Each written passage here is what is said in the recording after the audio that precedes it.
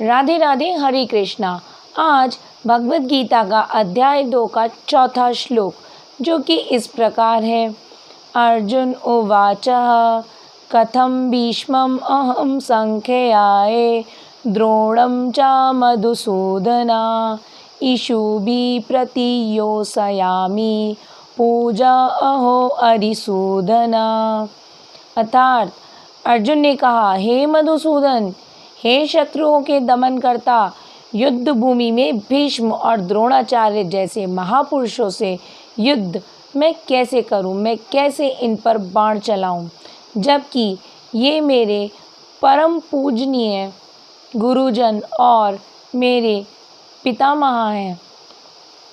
भगवान श्री कृष्ण से फटकार खाने के बाद अर्जुन कहते हैं कि कथम अहम इषुभिः प्रतियोत्स्यामि, अर्थात मैं किस प्रकार बाणों से युद्ध करूं। ये भीष्म, ये द्रोणाचार्य, भीष्म मेरे पितामह हैं और द्रोणाचार्य मेरे गुरु हैं, और मैं कैसे इन पूजनीय लोगों पर बाण चलाऊं, इनसे युद्ध करूं। इसलिए मैं युद्ध नहीं करना चाहता मधुसूदना। कृष्ण कहते हैं, तो क्या हुआ, तुम युद्ध करो, ये सारे तुमसे लड़ने के लिए तैयार खड़े हैं, तुम युद्ध से बच तो नहीं सकते हो, इसलिए युद्ध करो। तो अर्जुन कहते हैं, ये लोग मेरे लिए पूजनीय हैं, मैं इनकी पूजा करता हूँ, मैं इनके चरणों में फूल अर्पण करता हूँ, और धर्मशास्त्र के अनुसार अपने से बड़ों का अपमान शब्दों में भी नहीं करना चाहिए। युद्ध तो बहुत दूर की बात हुई, शब्दों से अपशब्द भी नहीं कहने चाहिए अपने से बड़े लोगों को। इसलिए मैं युद्ध नहीं करूँगा, मैं कोई तर्क वितर्क भी नहीं कर सकता। ये मेरे पूजनीय गुरुजी और मेरे पितामह हैं। वो कृष्ण को फिर अरिसूदना कहते हैं। अरिसूदना अर्थात दुश्मनों को घायल करने वाले।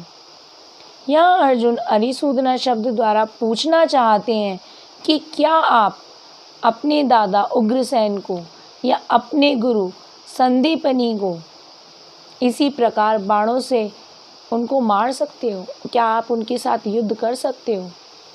तो अर्जुन यहाँ पर कृष्ण के साथ तर्क वितर्क कर रहे हैं और उनको ये समझा रहे हैं कि वो किसी भी प्रकार, किसी भी दशा में युद्ध नहीं करेंगे, और कृष्ण चाहते हैं कि वो युद्ध करें।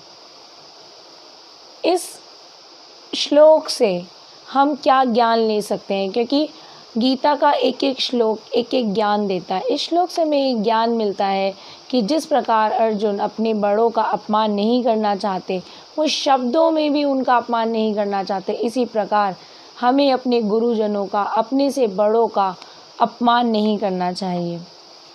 दूसरी चीज़ जो अर्जुन बार बार यहाँ पर कभी कृष्ण को मधुसूदन कहते हैं, कभी कृष्ण को अरिसूदन कहते हैं, ये ऐसा क्यों कह रहे हैं? क्योंकि कृष्ण ने एक मधु नाम के दैत्य का दमन किया था, इसलिए कृष्ण को मधुसूदना कहा जाता है।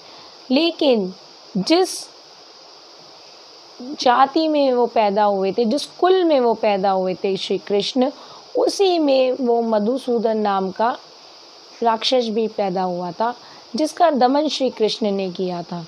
तो कृष्ण कहते हैं, मधुसूदन तो मेरा नाम इसलिए पड़ा है क्योंकि मैं इस कुल में जन्म लिया है।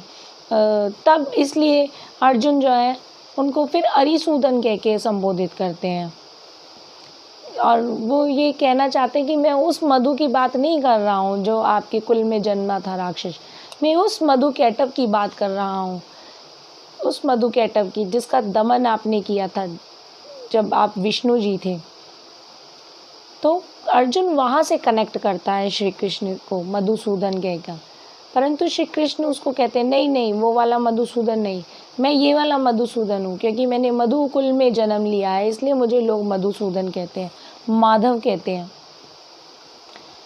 इसलिए अर्जुन हड़बड़ा कर फिर उनको अरिसूदन कह देता है, क्योंकि वो तो इतने ज़्यादा अवसाद में था, इतने डिप्रेशन में था, उसको खुद पता भी नहीं चल रहा था कि वो क्या बोल रहा है।